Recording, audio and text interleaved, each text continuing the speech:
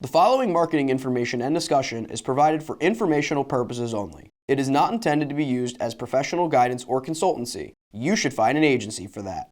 Comexis is a digital marketing agency, so feel free to hire us. But otherwise, just enjoy the show.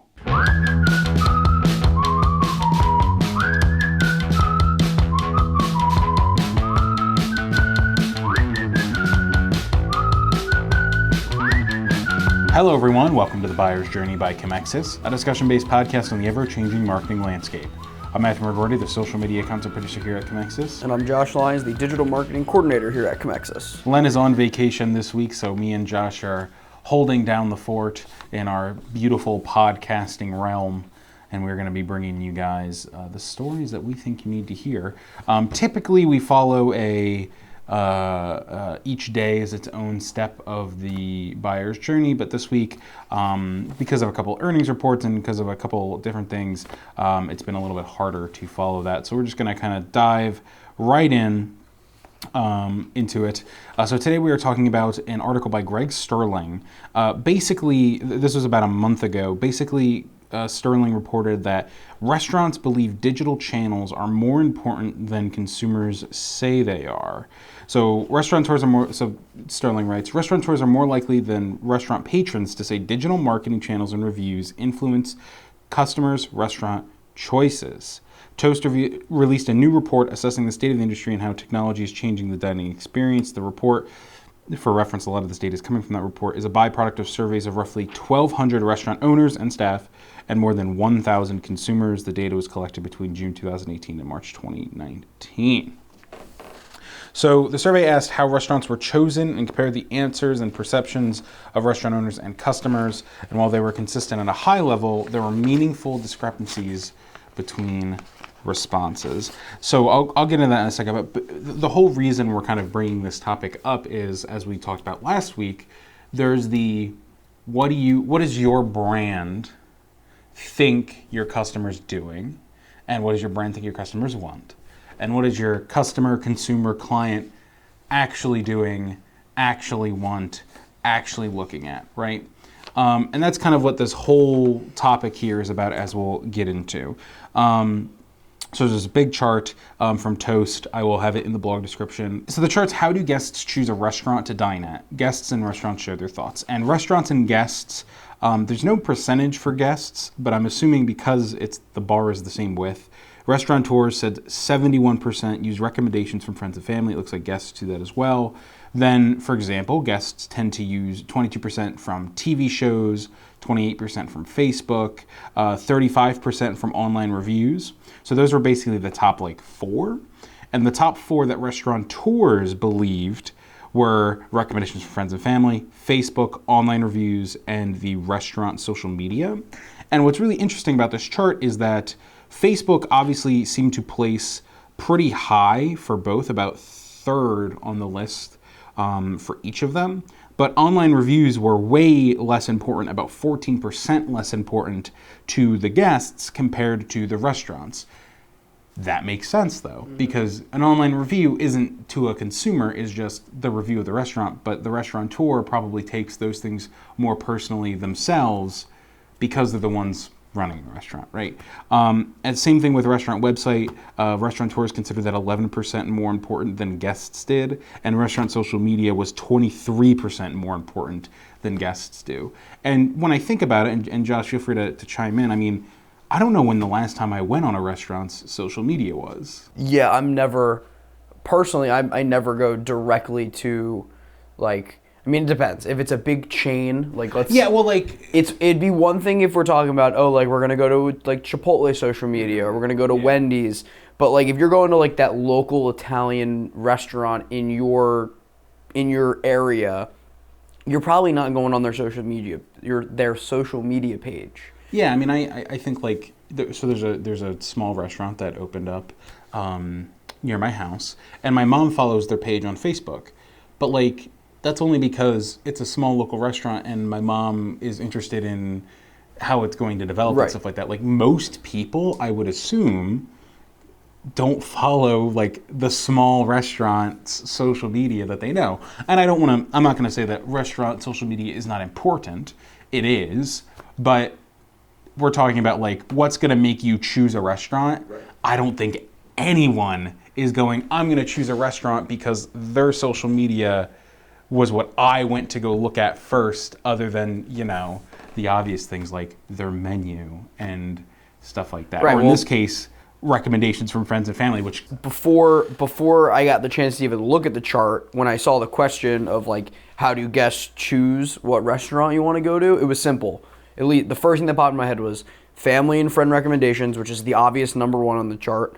The next would have been online reviews, which is number 2 on the chart. And then third for me would probably be the restaurant's website, because I would want to go online, check out their menu, maybe see if there's reservations available. Sometimes I have this thing where, like, you know, if a place gets booked up and has a lot of reservations, that's a key indicator that people really like it, rather than you go on like Open Table and there's tables everywhere. So I think those 3 are the 3 big ones for me as an individual, but then you look at them on the list and family and friends is 1, online reviews is 2, and then Facebook's 3. Yeah, but like 4 is the website. Or actually no, 4 is online articles, but still it's off by 1 or 2%. Yeah, I think what's so interesting about this chart, we're going to keep talking about the article in a second, but recommendations from friends and family, going on Facebook, checking online reviews, these things are all within the realm of retention, advocacy, consideration. And I'm putting them in there because you're seeing advocacy through reviews, through people posting on social media, recommendations from families and friends. Same thing with retention. Retention, you know, somebody might follow their Facebook page, right? So it makes sense that that's where people are going, right? And then obviously recommendations from friends and family, like that's top. Online reviews are important. I mean, most people are going to skim the reviews as long as you don't have a bunch of 1-star reviews. You know, exactly. There's a difference between red flags and sometimes people just like to complain about things, right? And I think for the most part people have a basis for that. Right, and it seems like it starts at first you're choosing to go to this restaurant probably because your friend or your family member probably recommended it to you. If not, you probably know what it is already. So you might first get a recommendation from a friend or family, which then leads you to checking the online reviews. And if the reviews, like you said, aren't a bunch of 1 stars because your family or your friend recommended it, it's probably going to be appealing to you. But if you don't get recommended from a friend or a family and you're just going online searching for like Italian restaurants near me, maybe you're visiting somewhere, maybe you're traveling, you don't know where to go, your first instinct is probably to check the online reviews, which is why that makes sense. What I did find interesting was that Instagram was a lot lower, because for like the food and like restaurant industry, you would expect it's more appealing if you were taking pictures of your products and maybe showing some stuff off, throwing events. I wonder if it's just harder to find information on Instagram about restaurants. Like if I get recommended a place, like let's say I'm somebody who got recommended from a friend and I want to know, like I want to, instead of just going on their website, seeing their menu, seeing their pictures that are all well produced, maybe I go on Facebook to find out where they're located, their opening hours, their phone number, and then pictures people have taken. So I'm getting kind of the same information as the restaurant, with the exception of the menu. But even then, there's still ways to link menus for restaurants on your page. Right. So I'm wondering if that's kind of why Facebook is so high, but Instagram is so low, because Instagram can only really give you the visual information, which is not. I'm not going to say it's not important. Food photography is very important because it's what wets people's whistle and stuff like that to get them ready to go to your restaurant. But I can see why Facebook would be so high on the list, because it can give you so much information. Makes sense. Yeah. So Sterling goes on to talk about how Facebook, Instagram, and Twitter were the top 3 social media platforms used by restaurants to market themselves. After that was LinkedIn, Snapchat, and YouTube in much smaller percentages. And then also paid social media being a top focus, with 67% saying they are buying or will buy social media ads Facebook in particular, and then followed by sponsoring local events, SEM, traditional print media, PR, direct mail, and TV. There's this nice chart with which of these advertising and promotional methods will your restaurant pay for in 2019. 67% said social media ads, 53% said community event charity sponsor, 42% said Google search engine ads, 42, and then 32 is newspaper magazine ads, and then it kind of goes down from there.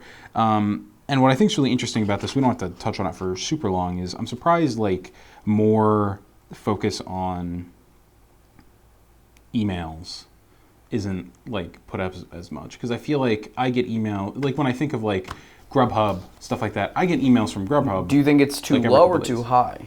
It's not on there. Oh. I mean, unless you consider direct mail. When I hear direct mail, I think something getting sent to my mailbox. Okay. I'm talking about an email campaign. To be fair, I wouldn't call it a direct mailer, but it is direct in quotes mail. Yeah. But yeah, I mean that's fair. So yeah, I mean I feel like that's something that maybe is not being tapped as much by restaurants as it could be, because I know Grubhub sends me emails, Chipotle sends me emails, things like that, and you know, it doesn't work most of the time, but you know, the well-timed email, all you need is one time to get that consumer to cross the threshold there, and then you're good. And then Sterling also continued, so reviews and social were tracked by 30% of restaurants, and more than 90% of restaurateurs said they valued online customer feedback. Online reviews and social media were used by 30% of owners to monitor or capture customer sentiment.